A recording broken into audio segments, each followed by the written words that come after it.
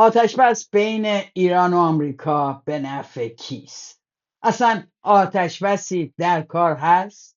مراد ویسی مداح پهلوی از بالا پایین سیاست چی میفهمه و چرا از نتیجه جنگ و اعلام این آتش‌بس موقت راضی نیست؟ رضا پهلوی چرا از مردم ایران میخواد که تو خونه‌هاشون بمونن و هیچ کاری نکنن و شکیبا باشن و منتظر فراخوان او بمانن؟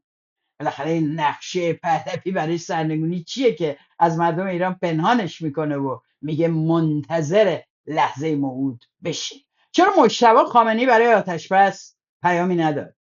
تبلیغ و تشویق اعدام توسط BBC ماجراش چیه؟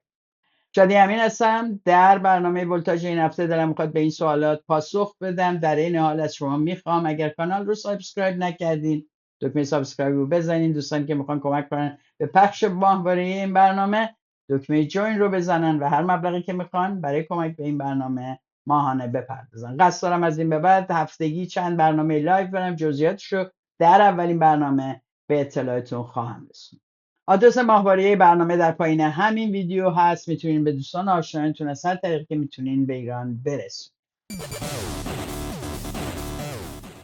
تخریب و نابودی تمدن بزرگ که ترامپ تهدید کرده بود که در ساعت 3 چهارشنبه صبح اجراش بکنه انجام نشد، اما نتیجه‌ای که داشت این بود که جمهوری اسلامی رو به پای میز مذاکره آشکار کشوند. اما مردم در اضطراب و وحشت مرگ و زندگی طی کردند تا آمریکا بتونه امتیازات لازم رو از جمهوری اسلامی تضعیف شده بگیره. با وساطت پاکستان و برخی سیاستمداران غربی یه قرارداد آتش‌بس بستند و همه ما فهمیدیم در چه دنیای دیوانه‌ای داریم زندگی. سلطنت طلبها هم که تا دیروز مشغول قدردانی از عمو ترامپ و بیبی برای حملات نظامیشون بودن، هیچ اکسیون اعتراضی جلوی سفارتخونه‌های آمریکا برگزار نکردن تا برن و بگن آقا چرا ادامه نمیدی ترامپ؟ همین یکی میفتن گفتن ترامپ اکت ناو. خب ترامپ اکت کرد، بعدم تعطیل کرد. آتش بس دور از انتظاری نبود، کما اینکه ترامپ مدت‌ها بود که گفته بود هدفش از این جنگ تغییر رژیم نیست. او گفته بود که میخواد الان فقط تنگه هرمز رو باز کنه و بعدا هم نذاره اینا اینو بکنن و اونو بکنن. تازه میگه رژیم چنج شده، یعنی وزیر جنگش هم چند ساعت پیش گفتش که این جمهوری اسلامی عوض شده. Listen, I would love to see the Iranian people take advantage of this opportunity. They have been oppressed by the previous regime, and they'll have a new opportunity with this regime. گفت رژیم پیشینی که مردم رو سرکوب میکرد دیگه نیست و رژیم فعلی فرصتهای مناسبی رو برای مردم در اختیار خواهد بود. یعنی نه تنها کاری به جمهوری اسلامی نکردن و ننداختنش، بلکه بازماندگان این رژیم که سپاه هست و دست بالا رو امروز داره تبدیل شدن به کسانی که آمریکا داره براشون تبلیغ میکنه. اومد و گفت که تنگه هرمز و رفت آمد دریاییشو با جمهوری اسلامی شریک میشیم و کنترل بر کشتیرانی رو به عهده میگیریم و این به نفع همه است. یه جورایی جمهوری اسلامی مثل این که سودی هم کرد تو این جنگ. بیاین خودمون باشیم و خودمونی طرح کنیم ببینیم چی گذشت واقعا تو این جنگ. 40 روز جمهوری اسلامی در مقابل دو ارتش مهم جهان در منطقه و جهان تونست مقاومت کنه. یادتونه میگفتیم تو ایران داره اتفاقاتی میفته. قبل از همین جنگ ها چهلم بچه ها رو دیدین چجوری خانواده ها برگزار کردن.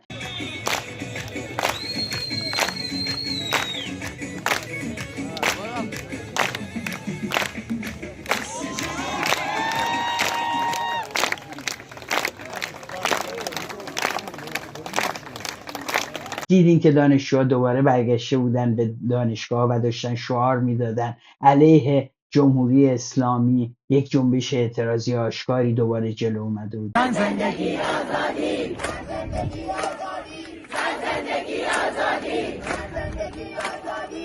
زندگی آزادی. جنگ به شدت این جنبش رو به عقب برد. جمهوری اسلامی خودش رو تونست تو سطح جهانی به عنوان قربانی میلیتاریسم اسرائیل و آمریکا معرفی کنه. اولا تونست جنبش‌های صلح جهانی رو به ابزار مشروعیت جهانی خودش بدل کنه. از همه تریبونا برای تبلیغ سیاستش بهره بود. جمهوری اسلامی هم که تونست تو مقابل این ابرقدرت‌ها به قول ما که هم در منطقه هم در سطح جهان قدرت و ابرقدرت نظامی هستند مقاومت کنه، پیروز جنگ خودش رو معرفی میکنه. با همه اینها جمهوری اسلامی ضربات شدیدی خورده، رهبرش رو از دست داده، بسیاری از فرماندهانش رو از دست داده و بسیاری از تجهیزات نظامیش رو برای سرکوب و غیره از دست داده و شالوده تصمیم گیریش تو سطوح بالا از بین رفته. اما این هنوز به معنی سرنگونی جمهوری اسلامی یا تسهیل اون در کوتاه مدت نیست. همه اینها رو بذارید در حالتی که ضربات مهلکی هم بر اپوزیسیون انقلابی در داخل خورده، عده بسیاری اعدام شدن، عده بسیار زیادی از فعالین دستگیر شدن و همه اینا. و البته جمهوری اسلامی تونست علاوه بر این که در بحبوحه جنگ گشت بازرسیش رو را بندازه، دستگاه سرکوبش رو اکتیو بکنه، از یه طرف میلیتاریسمش رو به کشورهای دیگر و از طرف دیگه سرکوب داخلی رو سازمان بده. دیدیم که در واقع به لحاظ سیاسی تونست تو سطح جهان برای خودش مشروعیت خیلی زیادی بخره. برعکس جنبش اعتراضی در ایران برگشت به خونه ها، دیگه در خیابون چیزی نمیدیدیم، کارخونه و کار و دانشگاهی نبود که بتونن توی اونجا اعتراضی و سامون بدن. عملا در سطح جهانی به لحاظ سیاسی به نفع جمهوری اسلامی تموم شد. تصویر تظاهر کنندگانی که در طرفداری از رضا پهلوی میرقصیدن و از بمباران کشورشون دفاع میکردن جهان رو به تحیر واداشت. President Trump, thank you. عموی عزیزمان ترامپ، عموی عزیزمان بیبی نتانیاهو، عموی عزیزمان لیندزی گراهام، عموی عزیزمان مارکو روبیو. و از سوی دیگه میدیدیم که جمهوری اسلامی چگونه بر مشروعیت در واقع دفاع از فلسطین در سطح جهانی خودش رو در کنار اونا با پرچم خودش وارد کرد و تونست تأثیر بسزایی بذاره در تقسیم بندی کاذبی در بین طرفداران و مخالفان جمهوری اسلامی حول مسئله جنگ در مجموع جامعه رو به شدت عقب برد. مردمی رو که داشتن برای آزادی و دموکراسی مبارزه میکردن به مبارزه برای بقای روز بعدشون خواسته هاشون رو تغییر داد. ترس و وحشت از مرگ رو در مقابل جامعه قرار داد بدون اینکه قدرت سازماندهی، تماس و تشکلیابی خودش رو داشته باشه. جنبش جهانی صلح متاسفانه نتونست در بسیاری جهات تفکیک بکنه بین آنچه که اسرائیل و آمریکا دارن میکنن و آنچه که جمهوری اسلامی کرده و در آینده خواهد کرد. از سوی دیگه با تشویق حس ملیگرایی ملت تونست بخشی از این جامعه رو دوباره به بهانه جنگ و مقابله با دشمن خارجی پشت خودش ببره. اونم فهمیده بود که میشه از پرچم و ملیگرایی نهایت استفاده رو برد، همونطور که هوادار پهلوی در خارج از کشور این کارو میکرد. من اما اگه بخوام موضع خودم رو بگم دوستان عزیز، من از این آتش بس دفاع میکنم. من از این آتش بس دفاع میکنم به این دلیل که فکر میکنم مردم حق دارن شبهایی رو بدون صدای بمب بخوابن. مردم حق دارن در زیر بمباران جنگی عزیزانشون رو خونه و کاشانه و ماشین و تمام سرمایه زندگیشون رو از دست ندن. مردم حق دارن برای مبارزه خودشون تصمیم بگیرن و اون موقع که تصمیم میگیرن هزینه‌اش رو بپذیرند و مبارزه‌شون رو انجام بدن، نه اینکه تو خونه‌شون نشسته باشن، خوابیده باشن و بمبی بخوره و همسایه سپاهی رو بزنه و یک 70-80 نفری هم از در و همسایه رو با خودش داغون بکنه. این مجموعه شرایط و آنچه که من میبینم، فکر میکنم که جنگ به نفع جمهوری اسلامی تموم شد به لحاظ سیاسی و به همین دلیل فکر میکنم که جریان پهلوی در این تثبیت جمهوری اسلامی برای حتی دوره کوتاهی، چون میدونیم این جنبش اجتماعی مردم ایران که ساکت نمیشه، که دیدیم از سال 1401 همینجوری داره با شدت و عدت تو جامعه خودش رو نشون میده. بعد از این پایان این جنگ باز هم مردم وقتی از دشمن خارجی خلاص میشن تازه به فکر دشمن داخلی میفتن و مطالبات و خواسته هاشون رو مطرح میکنن. پس من از این آتش بس و همراه همه عزیزانم در ایران، همه فعالین مدنی و سیاسی و همه کارگران و زحمتکشایی که خونه و کار و عزیزی رو توی این جنگ از دست دادن، از توقف بمبارونا برای هر چند روز و به نفع توانمندی جامعه استقبال میکنه. جمهوری اسلامی با بحران های عدیده روبرو خواهد بود، شغل های بسیاری از دست رفتن، میلیون ها نفر به موج بیکاران اضافه شدن با خانواده هایی که گرسنه خواهند. خبر آتش بس اما عکس العمل‌های متفاوتی رو در جامعه ایرانی خارج از کشور باعث شد و همونطوری هم که انتظار میرفت طرفدارای رضا پهلوی شروع کردن به حمله به مخالفان جنگ و گفتن همتون باعث شدین جمهوری اسلامی بمونه. و البته یه عده‌شون هم گفتن که نه، این حالا این 2 هفته در واقع آمریکا و اسرائیل میخوان دوباره نیروی نظامیشون رو باز تولید بکنن و دوباره ذخایرشون رو پر کنن، قیمت نفت رو بخوابونن، دوباره میان و کار جمهوری اسلامی رو یکسره میکنن. مراد ویسی، تحلیلگر خودنامیده رسانه اتاق جنگ پهلوی هم که معرف حضورتون هست، حالا ببینیم درکش هست سیاست چیه. اجازه بدین من اینو فقط یه لحظه نشون بدم. سیاست بالا پایین زیاد داره و بازم برمیگردم به عرض اولم، سیاست بالا پایین زیاد داره. در عالم سیاست مخصوصا وقایع این 1 سال اخیر ایران نشون داده بالا پایین زیاد داره سیاست. حالا عالم سیاست بالا پایین داره، جنگ هنوز تموم نشده، آتش بس شکننده است. نکته دوم اینه که سیاست بالا پایین زیاد داره، نگران نباشید. عالم سیاست بالا پایین زیاد داره، نگران نباشید. بنابراین چون سیاست بالا و پایین داره باید منتظر نتایج مذاکرات بشینیم و اینی که این آتش بس به کجا منجر میشه. هر اتفاقی ممکنه بیفته چون سیاست بالا پایین داره، یادتون نره. البته مورد ویسی تاکید میشه روی این موضوع بیشتر به این دلیله که بالا پایینای خودش رو بتونه توجیه کنه، یعنی از بغل اصلاح طلبای حکومتی و دلیلگر جنگ اونوری بودن اومده الان این ور و در اتاق جنگ فرماندهی رضا پهلوی در ایران اینترنشنال کار میکنه و مدعی میکنه و در واقع اشتباهی میذارن جلوش. یه بار میگه تمام دستگاه سرکوب نابود شده، فرو پاشیده، میگفت فرو پاشیده همون روز دوم جنگ.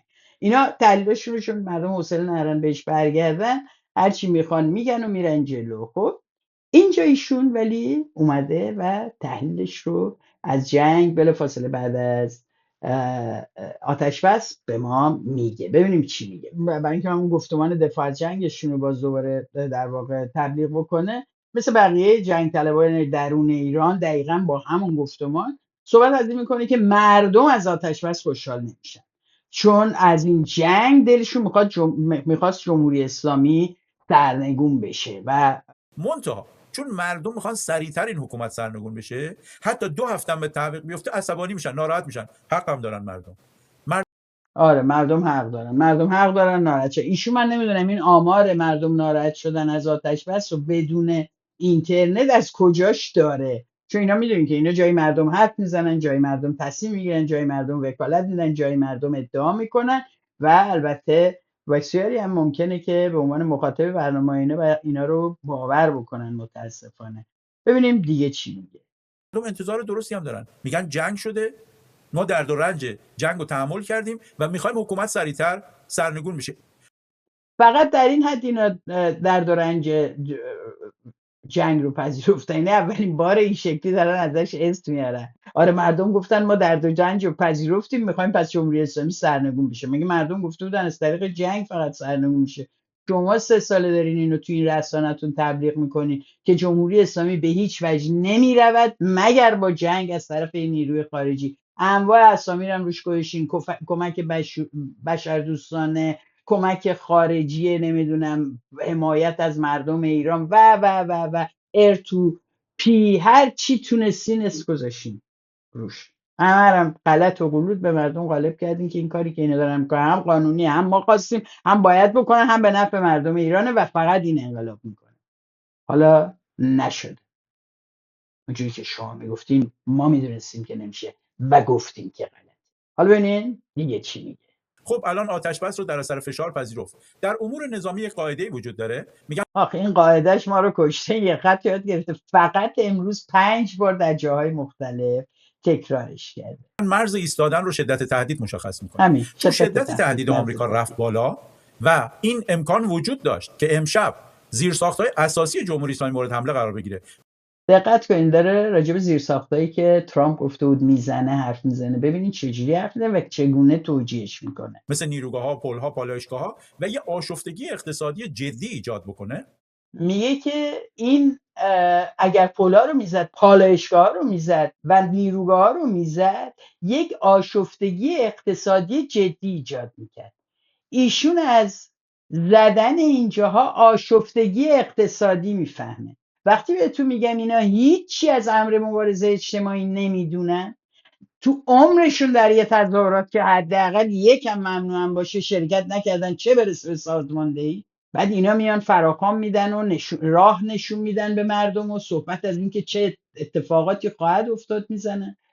آشفتگی اقتصادی که این میگه اصلا از فلاکت و فقری که بر سر مردم میاد و تمام اون سرمایه‌های اجتماعی که نابود میشه نیستا. آشفتگی اقتصادی که قرار بوده فلج بکنه جمهوری اسلامی و قرار بوده با اعتصاب و دست کشیدن از کار و ارائه خدمات و در بخش‌های مختلف صنعت و خدمات تو کشور ایجاد بشه.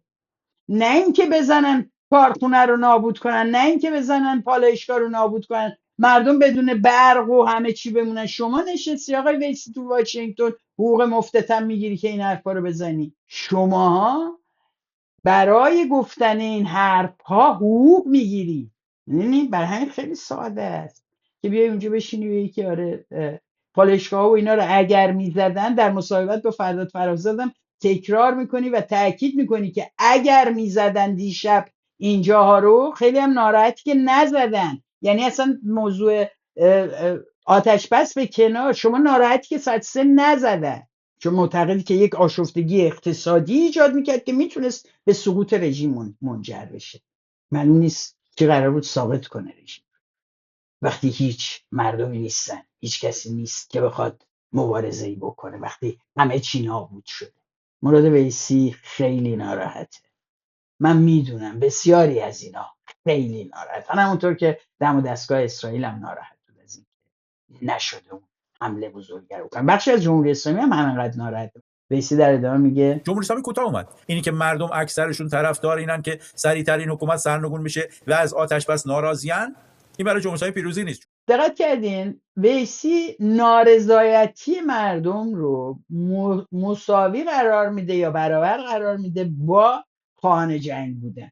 میگه این که اکثر مردم مخالف جمهوری اسلامی هستن و ناراحتن از پایان جنگ. نه آقای ویسی، بنده مخالف جمهوری اسلامی هم. تمام این سالهایی که شما در بغل اصلاح طلبان بودی، بنده و بسیاری دیگر داشتیم مبارزه میکردیم، بسیاری از دوستان و عزیزانمون رو از دست دادیم. در همون سالهایی که شما و اجدادتون داشتین تو بغل جمهوری اسلامی تحلیل جنگ میدادین، علیه جنگ همون موقع حرف زدیم. من با یک اعلامیه ضد جنگ دستگیر شدم در خیابون‌های ایران در سالهایی که هر گونه اقدامی، اصلا شما چه میدونی سال 66 چی بود. این مخالفت با جنگ رو ترکیبش میکنن با طبیعتاً دفاع از جمهوری اسلامی. یعنی کسایی که مخالف جنگن پس موافق جمهوری اسلامی. نه عزیز جان، همین امروز در خود ایران بسیاری از کسانی که مخالف جنگ قطع جنگ بودن، مخالف آتش بس بودن، ریختن تو خیابون و اعتراض کردن. سازشگر میمیریم ذلت نمیپذیریم.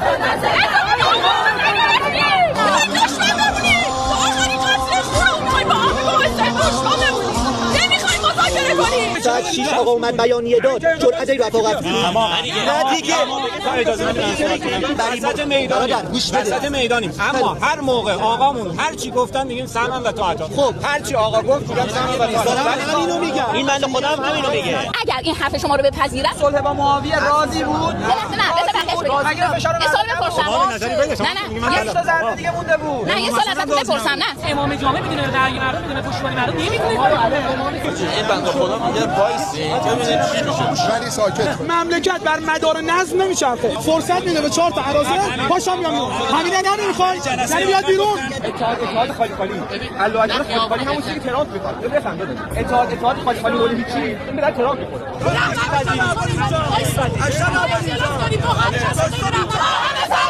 شما دقیقاً همون جنا هستین. کسانی که با جنگ زندگی میکنن، با جنگ به قدرت میان، با جنگ قدرتشون رو حفظ میکنن، از یه جنسی. مردم ولی این وسط هیچ عملیاتی ندارن. اصلا صحبتهای شما به کار نمیاد. فقط اونجایی که شما بخواید سند بزنین به اسم خودتون مصادره میکنین گفتمانه. ببینید چقدر باید یه نفر از الفبای سیاست و اقتصاد و زندگی مردم دور باشه که نابودی چنین زیرساختهای حیاتی رو باعث آشفتگی اقتصادی بدونه و خطر سرنگونی رژیم. یعنی اینجا اصلا مردمی که شغلشون از دست میدن، کارشون از دست میدن، زندگیشون از دست میدن، خونه هاشون از دست میدن و همه اینا اصلا برای اینا مهم نیست و اینکه اینا سرمایه های این مردم قرار بعداً بالاخره زندگی کنن، میخوان نیروگاه داشته باشن، میخوان پالایشگاه داشته باشن و همه این.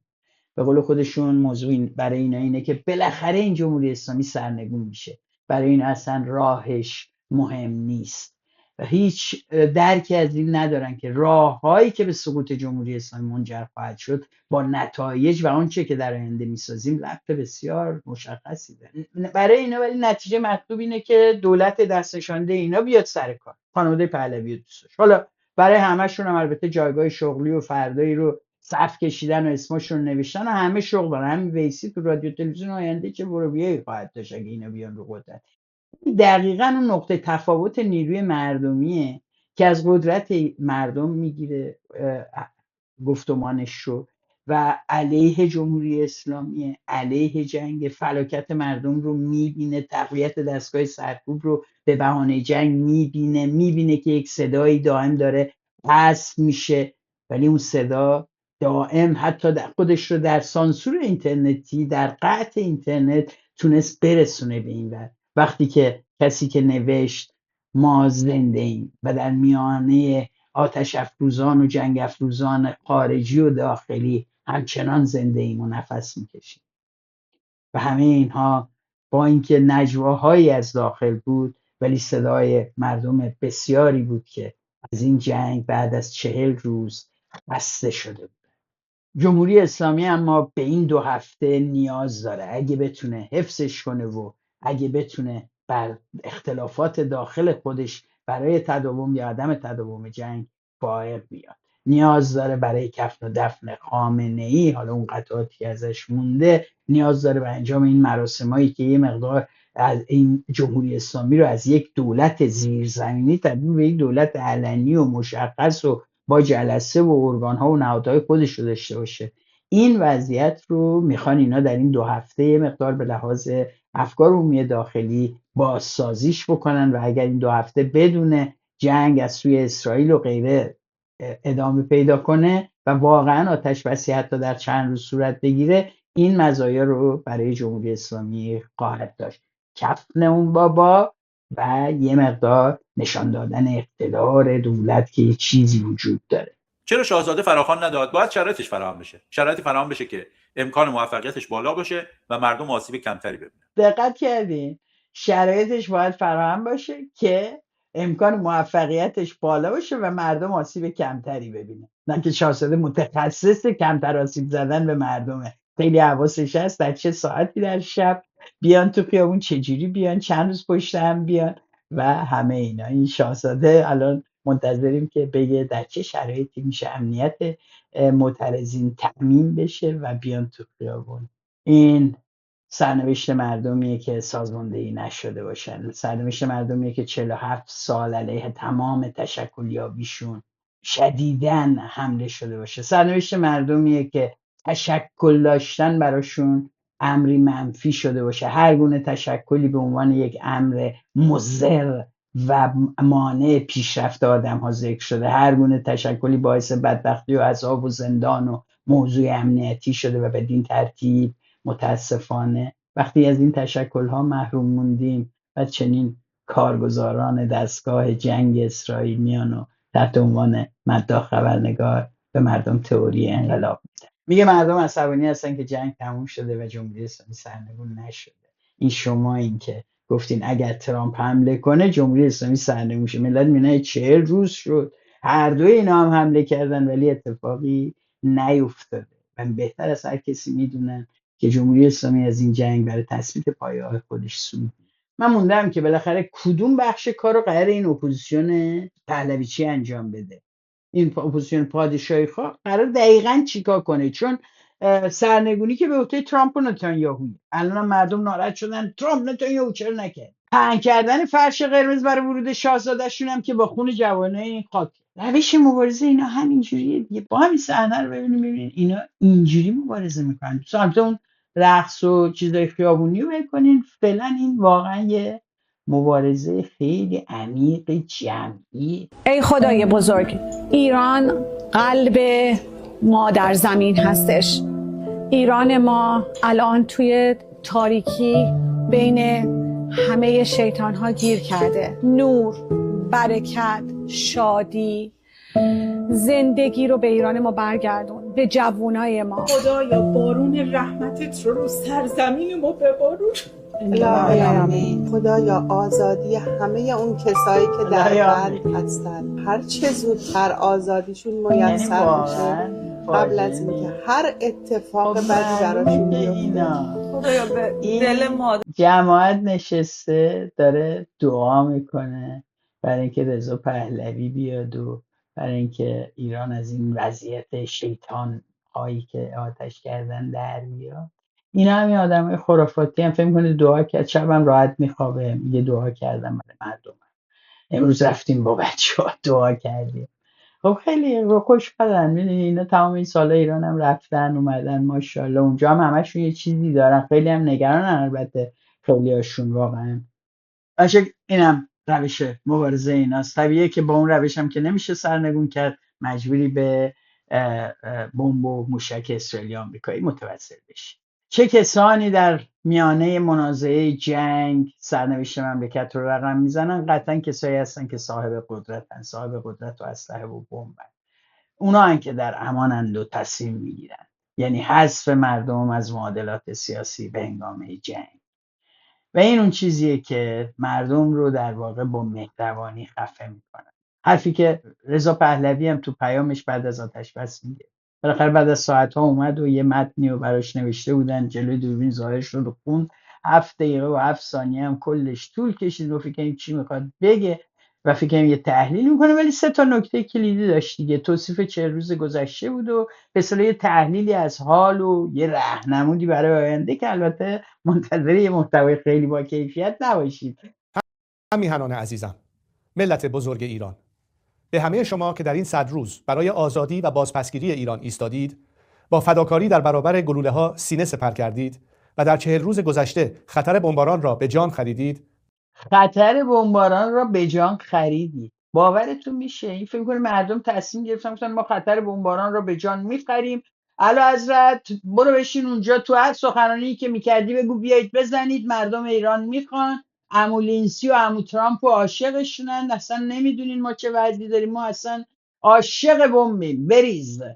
چون خودمون هم نمیتونیم جمهوری اسلامی، بارها اقدام کردیم دیگه، این دفعه 40,000 تا کشته دادیم. این رقم هم هی گفتین، هم در واقع فشار آوردین که ببین ما داریم بهتون دلیل میدیم برای حمله نظامی تو افکار عمومی. اینو برده. ببینین دوستان عزیز، اون کسایی که میگن که آخه پهلوی چی کاره بودش که جنگو باعث بشه و غیره، حق دارین، کاره نیست. ترامپ هم از ایشون هیچ کس به اجازه نمیکنه، نتانیاهو هم کاری نداره اینو تیمش چی میگن، هر کاری بخواد میکنه.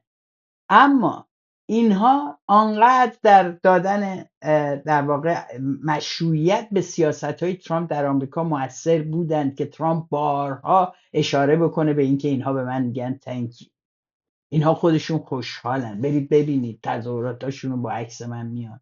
اینا اون جایگاهیه که اینا در واقع اشغال کرده بودن. رولشون این بودش که مثل 80 شبی بریزن تو خیابونا دائم و هی از ترامپ تعریف کنن، در مقابل جنبشی که علیه ترامپ در آمریکا و جاهای دیگه وجود داشت و داره. اینا در واقع نقششون این بود. نقششون در این حال در جامعه ایرانی بود، از طریق رسانه‌هایی که در اختیار دارن دائم تبلیغ جنگی رو بکنن و اعتماد به نفس مردم رو اونقدر بگیرن که بگن ما هیچ کاری نمیتونیم بکنیم جز جنگ. حالا منتظر بمون.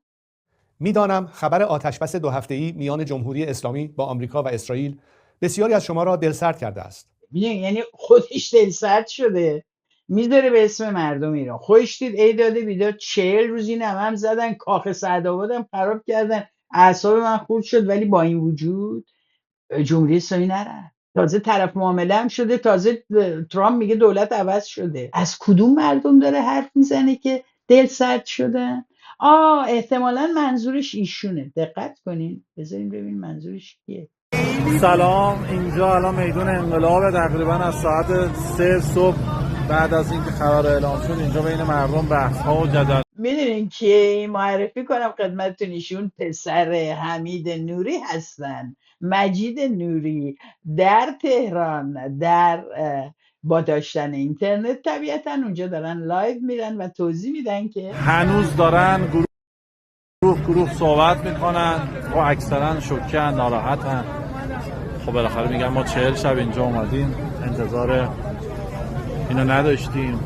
ایشون هم مثل شما و بسیاری از یارانتون که امروز دل سرد شدین. آقای مساقی پسر حمید نوریه، پسر حمید نوریه و دقیقا مثل شما امروز ناراحت شد. این شباهت دلیلش چیه؟ میزان جنگ طلبی بین شما دلیلش چیه؟ دقت کنید. اینا هم اومدن میگن 40 شب ما اومدیم اینجا، اینا هم میگن ما این هم اومدیم جلوی سفارتخونه ها رقصیدیم و گل آوردیم و تانکیو کردیم، چی شد بقیهش؟ این هم همینو میگه چه آمدیم. ممکنه حتی تا حدی این مخالفت ها افزایش پیدا کنه که به یک بحران جدی در اون حاکمیت تبدیل بشه. جنایی که میخواد جنگ کنه همینجور موشک ول کنه این ور اون ور، و با توجه به نوع سازماندهی که چینش ارتشیشون دارن و آرایش جنگیشون دارن، هر بخشی به قول خودشون، هر موزاییکی عملکرد خودشو خواهد داشت و انشاءالله این تب و تاب اولیه و عصبانیت ها میخوابه و به نظر فضا خیلی بهتر میشه. به هیچ وجه ما به آمریکا اعتماد نداریم. این تقریبا فکر نمی‌کنم ایرانی الان باشه به آمریکا اعتماد داشته باشه و انشاءالله پیروزی با ماست. این از طرفداران جنگ در ایران. اما امروز نه زمان ناامیدی که زمان باور بیشتر به پیروزی است. آنچه در این 40 روز رخ داد دقیقاً در مسیر همان مطالباتی است که ملت ایران از جامعه جهانی خواست بعد از جانفشانی در خیابان‌های ایران در تظاهرات روز جهانی اقدام در 14 فوریه و 25 بهمن نیز فریاد زد. دقت کردین میگه که این اتفاقاتی که در 40 روز گذشته، یعنی بمباران مردم، بمباران شهر ایران، بمباران زیر ساخت‌ها، کشته شدن این همه بچه و آدم‌های غیر نظامی، همه اینها رو میگه این چیزی بود که شما در خیابان‌های ایران فریاد زدید. این مردم رفته بودن تو خیابان‌ها داد میزدن، تو دیما همینجا از بازارم شروع شد اعتصاب تقاضای جنگشون، میگفتن بمب بریزین رو سر ما. و این آمریکا و اسرائیل خیلی بی‌توجه بودن تا اینکه در 14 فوریه طرفداران آقا رضا اومدن در مونیخ و لس آنجلس و تورنتو تظاهرات‌های بزرگی برپا کردن و این رو به جامعه جهانی فریاد زدن. این حرفیه که ایشون داره میزنه. ببینید چگونه مبارزات مردم برای دموکراسی در مقابله با گرانی، با فقر، بدبختی، بی‌آیندگی رو تبدیل کرده به اینکه آنچه که شما داد زدین تو خیابونای ایران این 40 روز نتیجهش بود. ببینید چگونه مردم رو از مبارزه آسی میکنن. ببینید چجوری ناامیدی، بذر ناامیدی میپاشونن تو جامعه تا قدرت و یکتایی خودشون حفظ بشه. مردمی که اومدن تو خیابون نیومدن آقای پهلوی برای اینکه ترامپ و غیره بشونن، برای این 40 روز نیومدن، برای قرنها در آینده اومدن که ایرانی آزاد و آباد رو تجربه بکنن. ضرباتی که در تنها 40 روز بر پیکر جمهوری اسلامی وارد شد بی سابقه بوده. هزاران نیروی سرکوب گاهی اوقات وقتی میخونه آدم فکر می‌کنه دادن به AI با صدای خود این، یعنی حتی تلفظ متوجه شدن. آره. به هلاکت رسیدند. ساختار فرماندهی و کنترل سرکوب فلج شده و فرو پاشیده است. بالاخره فلج شده یا فرو پاشیده. پس اگه نیست این دستگیری‌ها و اعدامات چیه؟ چرا دروغ میگید؟ چرا بزرگ نمایی میکنید؟ شما دستگاه سرکوب جمهوری اسلامی و بافتش رو نمیشناسید. فقط با یک انقلاب میشه اینو در هم کوبید، نه با بمباران مراکز و ساختموناش. آنها که مدعی بودند هرگز تن به آتش بس نمی‌دهند، امروز هم رهبر و فرماندهانشان را از دست دادند، هم جنگ را باختند. ببینید اینم در واقع همون گفتمان جمهوری اسلامی دیگه، مقابلشه. جمهوری اسلامی به قول خود این رجز میکنه و میگه که ما بردیم و 40 روز جلوی اینا وایسادیم و مجبور شدن ما 10 ماده‌ای دادیم و اورانیوم هم به کسی نمیدیم و طرح ما دادیم و همه این حرفا.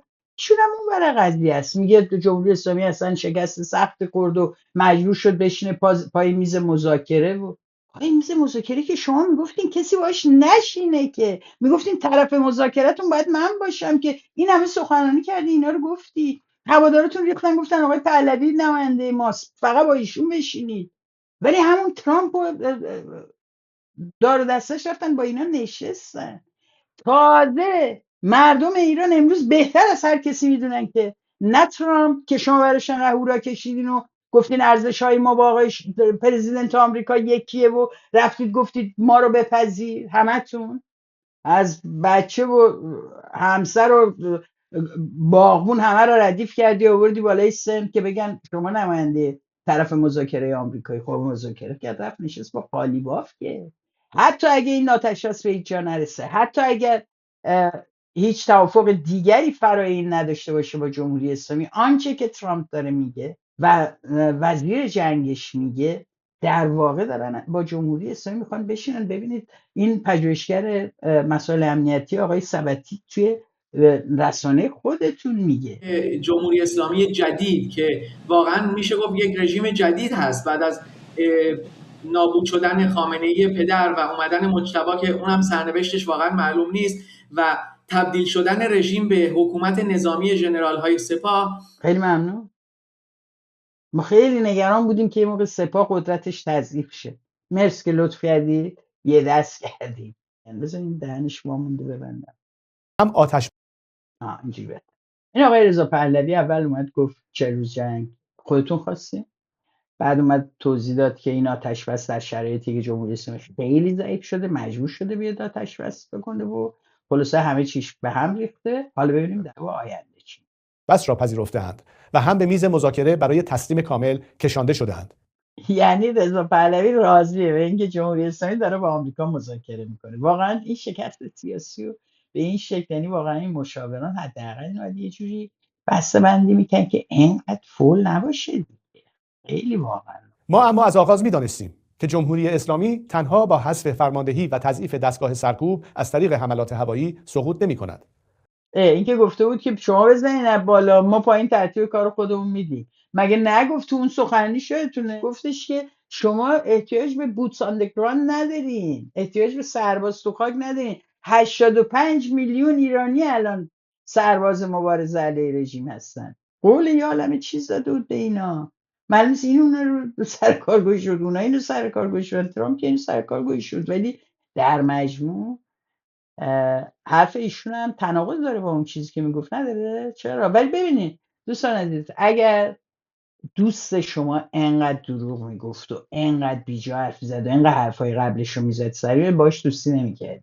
من نمیدونم چجوری برخی هنوز فکر میکنه این آدم قابل اعتماد. از همین رو بود که در تمام پیام‌هایم به شما تاکید کردم که این ما ملت ایران هستیم که باید ضربه نهایی را به رژیم ضعیف شده وارد و آن را سرنگون کنیم. میخواهم بدانید که من وضعیت شما در ایران را بسیار دقیق زیر نظر دارم. میدانم که جمهوری اسلامی بسیار تضعیف شده، اما هنوز توانایی سرکوب آن به طور کامل از بین نرفته است. همه هدف من این است که اقدام نهایی برای سرنگون کردن جمهوری اسلامی با کمترین هزینه جانی باشد. الان فهمیدم این فرمولش برای سرنگونی چیه. کمترین هزینه جانی یعنی بمباران و جنگ. یا چیز دیگه مد نظر آقای پهلوی؟ یا تو دیما کمترین هزینه رو اومدی تحمیل کردی به مردم؟ به فکرش بودی؟ میدونستی داری چی میگی وقتی میگی برید بگیرید ادارات دولتی؟ و الان که نصف سرانشون رفتن نمیتونی همچین راهنمودی بدی، برای که آدم متشکل ندارید تو ایران، برای که سازماندهی ندارید. جان تک تک شما برای من ارزشمند است. پس از شما میخواهم که شکیبا باشید، از خودتان محافظت کنید و با باور به پیروزی و آمادگی کامل در انتظار لحظه تعیین کننده بمانید. دقت کردین تمام حرف رضا پهلوی اینه که در انتظار پیروزی بمانید، در انتظار لحظه تعیین کننده.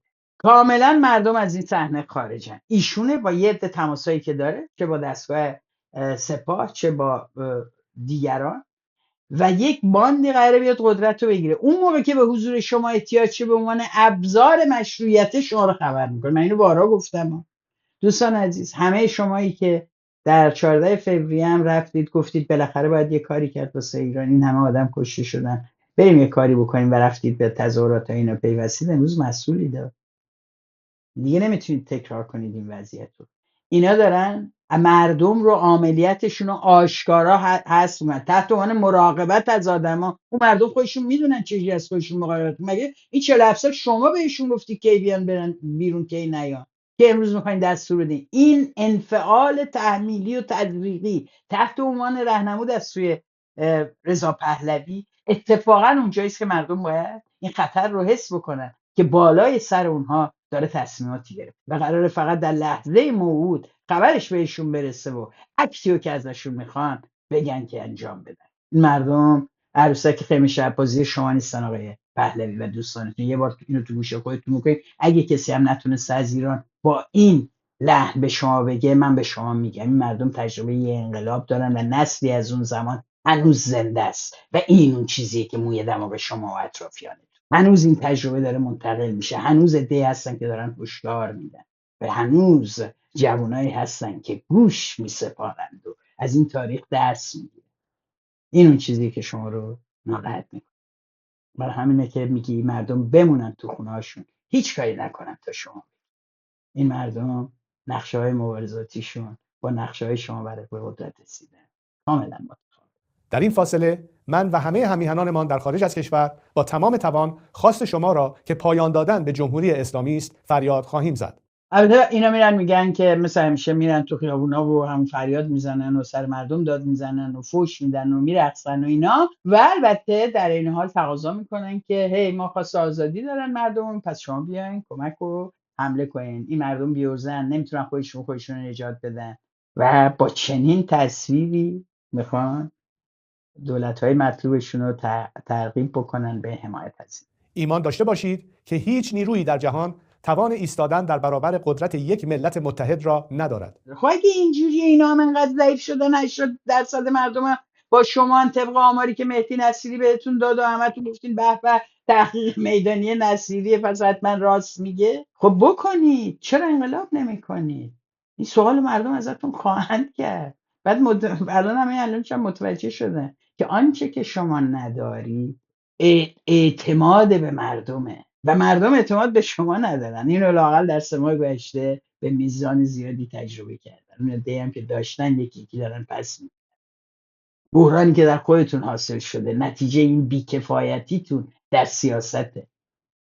تخریب کردید، همه رو زدید کنار، خیلی‌ها رو کشوندید گوشه خونه‌هاشون، خیلی‌ها رو مرعوب کردید، خیلی‌ها رو انقدر تخریب کردید در چشم جامعه که جمهوری اسلامی به راحتی با زندان و اعدام و همه چیز میتونه باشون طرف شه و ساکتشون کنه. شما هیچگاه مسئله‌تون مردم ایران نبوده، برای همین نمیتونید هیچ مسیری رو پیش بینی بکنید و پیشنهاد بکنید که قدرت مردم توش نقش بازی کنه. برای اینقدر منتظر نگهشون دارید که هیچ کاری نکنید تا ما بگیم ما همه چی رو میدونیم. شما نشون دادین که هیچ چی نمیدونید. 40 روز تو این 10-12 روز آخر جرئت نکردین در مورد مسائل جنگ و غیره نظر بدین. نشستید ناظر. شما فکر کنید ترامپ برگشت گفتش که تمدن ایران رو نابود میکنم و جوری که دیگه هیچ وقت برنگرده به روز اولش، بعد به سر جاش. بعد ایشون حتی نگفت مثلا بیاد بگه که نه منظور آقای ترامپ حالا اینقدرم نبوده اینقدر بوده. یا دوستان عزیز نترسید، ترامپ نمیکنه. نه، جرئت نکرد بیاد موضع بگیره تا ببینه آب از آسیاب بیفته. پیامش به ارتشیا ناظر بر این بی‌کفایتیه. رهبری خودخواهی زیاد بده نگی. خب نه دیگه بس دیگه. به بقیه حرفاتو واقعا خوشم نمیاد، چون الان میخوای جاویدچا نمیگه این به خودش، نه خودش به خودش نمیگه، فقط میگه پاینده ایران. نه بزنین مطمئن شیم نمیگه. برای بقا ندارد و به دستان پرقدرت شما ملت بزرگ ایران سرنگون خواهد شد. پاینده ایران. جاویدچا نه. و اینا که نشون دادن که بلاهت سیاسی دارن به جای درایت سیاسی تو دیما هم نشون دادن که هیچ درکی از مبارزه ندارن و مردم و شبونه فرستادن جلوی گلوله موضوع. دقیقاً اینا اومدن و صحبت از این میکنن که جمهوری اسلامی نشسته پای میز مذاکره پس شکست خورد. اینایی که مدعی بودن که جمهوری اسلامی هیچ وقت آتش بس رو نمیپذیره، اینا میگفتن دیگه، میگفتن راست میگی، جنگ نمیخوای، میخوای ساختارهای نظامی زیر ساختای این مملکت داغون نشه، خب بیا تسلیم شو. خب شد، چه فرقی کرد؟ میبینید هر چیزی که شما میگین، چه میگین بشین پای میز مذاکره، چه بهش میگین بجنگ، اینا انقلاب نیست. کی میفهمین که انقلاب جای دیگری و جور دیگه ای صورت میگیره؟ شما این که دقیقاً باعث میشین که امروز جمهوری اسلامی بتونه بعد از 40 روز و تمام این وعده هایی هم که نتانیاهو داد، عید و جشن رو میریم با عزیزانمون میگیریم و خلاصه خیلی آماده باشین، پیروزی خیلی زوده. 235 تا اتاق فکر و مردای نظامی با نفوذ جمهوری اسلامی هن. تنها از بین اینا 52 تاشون نابود شده. معلومه که سر پا میمونه، معلومه که همچنان اعدام میکنه و دستگیر میکنه، معلومه که سلب مالکیت میکنه از معترضین، معلومه که دستگیر میکنه و اعترافگیری اجباری میکنه و جنگم با شدت پیش میبره. هم به لحاظ نظامی با بیرون و منطقه میجنگه و همه چیزا رو به آتیش میکشه، هم در درون مخالفینشو تو دورایی که جنگه و کسی حواسش نیست و جامعه جهانی هم درگیری‌های خودشو داره، هر کی هم می‌خواسته تصفیه حساب کنه باش کرده. ولی واقعیت اینه که مردم دارن خودشون اتفاقا خیلی بیش از قبل و درس خیلی بزرگی گرفتن در این چند وقته. مهمترینش این بود که باید روی پای خودشون بایستن. مهمترینش این بود که فهمیدن هیچ کسی، نه رئیس جمهور بزرگترین قدرت جهان، نه پسر شاه بیرون شده از این مملکت میتونه بیاد و نجاتشون بده. این درس بسیار بزرگه و این انگیزه ایجاد میکنه برای ساختن، برای متشکل در شدن.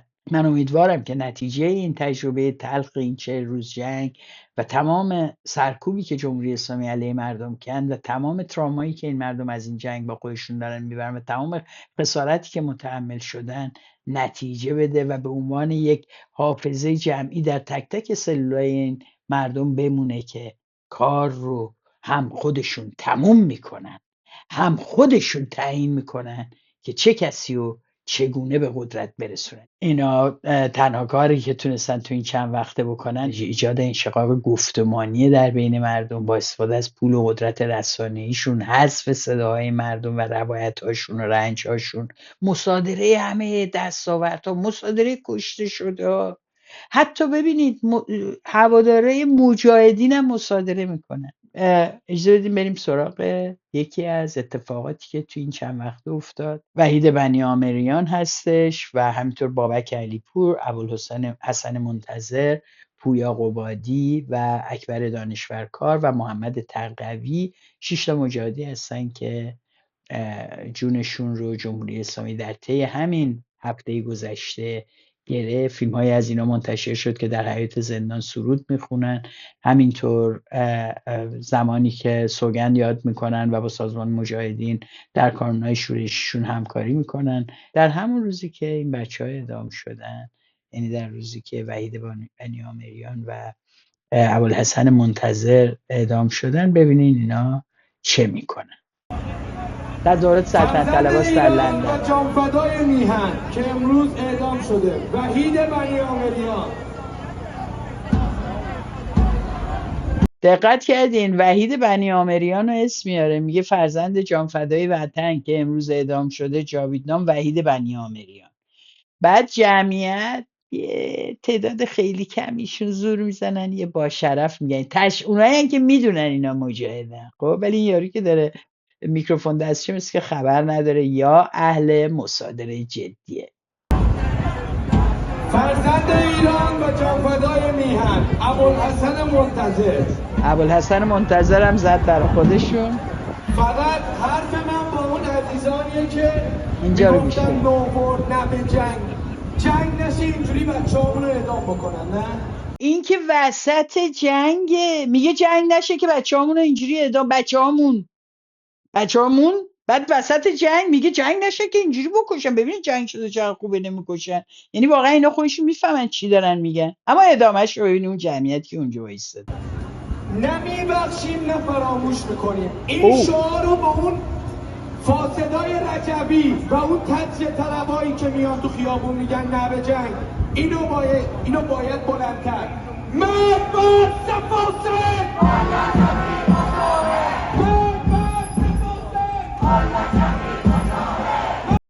حنجره های کریهی که میتونه اینجوری پس از خوندن اسم 2 مجاهد اعدام شده چنین به همراه کسانی که طناب دار انداختن گردن اونا شعار مرگ بر فاسد بده، مشروعیت بخشیدن به اون اعدام در میدانی در لندن توسط هواداران سلطنت باید در تاریخ ثبت شود. و اگر من این چیزایی رو که میارم وسط ولتاژ، بخش زیادیش امیدم اینه که با ورود این تکه ها از تاریخ ایران و اتفاقاتی که افتاده در ولتاژ جلوی از بین رفتنشون رو بگیریم و این سندها حتی اگر جای دیگه ای بردارن در ولتاژ به عنوان یک آرشیو وقایع این روزها بمونه. این هم یک سند بود. اما موضوع به همینجا متاسفانه ختم نمیشه. روز شنبه 15 فروردین 4 آپریل BBC خبری از یک تظاهرات هواداران رضا پهلوی رو در سوئیس نشون میده. ما ببینید این برنامه چیه.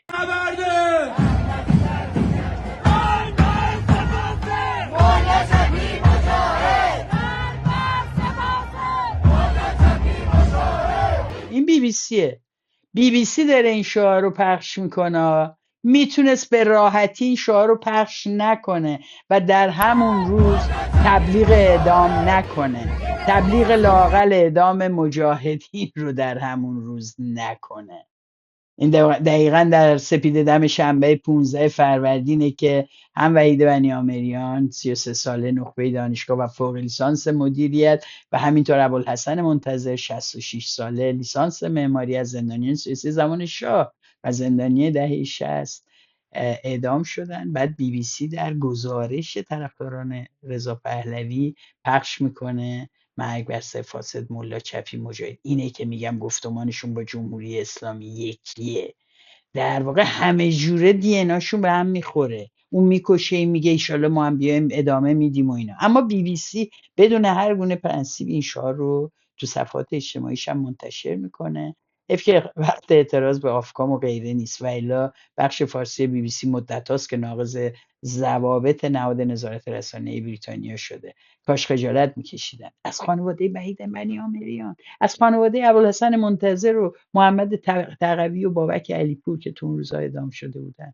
از اونها خجالت میکشیدن که نشون بدن اینا در جایی که اونها چشمشون به این رسانه هاست ببینن که عده‌ای دارن به اسم اپوزیسیون تو خارج از کشور در آزادانه در خیابون‌های اروپا اعدام فرزندانشون رو، عزیزانشون رو تشویق میکنن.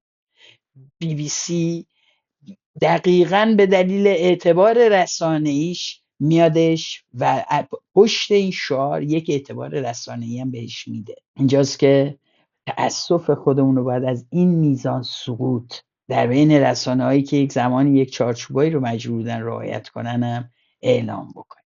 ولی خبر خوب چیه؟ خبر خوب اینه که مریم اکبری منفرد، نگاش کنین، اونیه که روسری قرمز داره، بعد از نزدیک به 17 سال از زندان آزاد شد بدون اینکه حتی یک روز مرخصی داشته باشه. او، برادران و بسیاری از اعضای فامیلش رو در دهه 60 در کشتار 67 از دست داد. همه متعلق به اکثر اونها لااقل تا جایی که اطلاعات ما اجازه میده از اعضا و وابستگان سازمان مجاهدین بودن یا به این اتهام لااقل دستگیر، زندانی و اعدام شدن. مریم خودش دستگیر شد و فرزندش هیچگاه و بزرگ شدن بچهش رو ندید. نه حالا اگه به جماعت پادشاهی خواه بگی که چنین مبارزانی این همه سال ایستادن و مقاومت کردن و وقتی ما از افراد سخوندار در مبارزه سیاسی تو ایران حرف میزنیم، از کسانی حرف میزنیم که سالها زندان کشیدن، که سالها رنج بردن، که اعضای خانواده و عزیزانشون رو از دست دادن. مریم اکبری منفرد با نوشتن نامه‌های بسیار بسیار روشنگر و شجاعانه از درون زندان تمام این سالها مبارزش رو ادامه داده. تأکید میکنم بدون حتی یک روز مرخصی او از دیدن و دیدن در واقع بزرگ شدن بچهش محروم شد تمام این سالها و در واقع آزادی امروز مریم شاید پس از اینکه البته حکمش رو بیش از آنچه که باید هم کشیده و آزاد شد، نه آزادی زودرس بوده نه بهش عفوی تعلق گرفته، اینه که آزادی مریم اکبری منفرد رو به تمام آزادی خان و خانوادهش و دوستانش تبریک میگم و من امیدوارم که این دور دستگیری کشتار دستش از خانواده مریم و خانواده های دیگر مردم ایران کوتاه بشه. اینو دوست داشتم. شما هم دوست داشتین؟ خیلی خوبه. خیلی شادم. خیلی این همه زجر رو این همه تحمل کنی، واقعا آدم باید کلاه برداره در مقابل چنین انسان هایی. دمشون گرم. اینا مقاومت و مبارزه رو یاد میدن و این واقعا جای خوشحالیه که ما چنین انسانهایی رو در عصری زندگی میکنیم که میتونیم ببینیم. خیلی ممنون از شما که تا این لحظه با من بودین و ولتاژ رو دنبال کردین. اتفاقات چند روز آینده بسیار مهمه. اینکه جمهوری اسلامی از زیر بار این آتش بس به نفعش از شونه خالی کنه یا در تضادهای درونیش به کدوم ور میچرخه، این در بر کدام پاشنه خواهد اینکه در چند روز آینده در جنگ و صلح بر کدام پاشنه خواهد چرخید و بالاخره کدام یک در رقابت دعوای درونی جمهوری اسلامی موفق میشه سیاستش رو پیش ببره یا سیاست جهانی هم بین ترامپ و سیاست نتانیاهو یا دیگر بازیگران این صحنه به کدام سو میره، اینها سوالایی است که آینده نشان خواهد داد. من امیدوارم که سایه این جنگ از سر مردم ایران کنار بره، مردم به صحنه مبارزه بازگردن، این بار بسیار پرشورتر، این بار بسیار شجاعانه و این بار بسیار آگاهانه و سازماندهی شده که به نظرم روندی است که نه تنها خیلی محتمل هست بلکه تمام شرایط نشان از این میده که ما با اعتراضات وسیع مردمی روباری خواهیم شد. کسانی که کارشون از دست دادن، کسانی که زندگیشون از دست دادن، کسایی که مدرسه و دانشگاهشون از دست دادن، کسایی که تمام موجودی زندگی و سرمایه زندگیشون از دست دادن، کسایی که عزیزی رو از دست دادن، خونهشون از دست دادن، سقفی بالای سر ندارن و همه اینها خواهان یک زندگی عادی خواهند بود و خشمگینند. همه کسایی که عزیزانشون رو در دیما از دست دادن خشمگینند. همه کسانی که آسیب دیده دوره‌های مختلف مبارزات مردم هستن، از آبان تا دی تا جنبش ژینا، زن زندگی آزادی، همه اینها خواهان این هستن که عدالت در موردشون اجرا بشه و در عین حال مردمی که تمام این سالها زیر فشار جمهوری اسلامی و در فقر و تباهی زندگی کردن سر برآوردن و خواسته‌هاشون رو فریاد میزنن. امید آینده‌ای که به دست مردم طراحی بشه امیدی است که ما رو همینجا در خارج از کشور نگه میداره. ما به امید آن دست‌هایی زنده‌ایم که در داخل کشور قرار است آینده رو معماری کنن. همه اون جوانایی که امروز از ایران می‌نویسن و علیه جنگ و علیه جمهوری اسلامی حرف میزنن، همه اونایی که گرفتار ارق ملی نشدن و پشت جمهوری اسلامی نایستادن، همه اون کسایی که از شدت خشمشون از جمهوری اسلامی پشت دفاع از جنگ و بمباران مردم نایستادن. خسته نباشین. امیدوارم این روزها هرچه زودتر بگذره و اگه دوست داشتین برنامه رو برای دوستان آشنایتون بفرستین، کامنت و لایک یادتون نره و مثل همیشه ولتاژ رو دوست داشته باشین.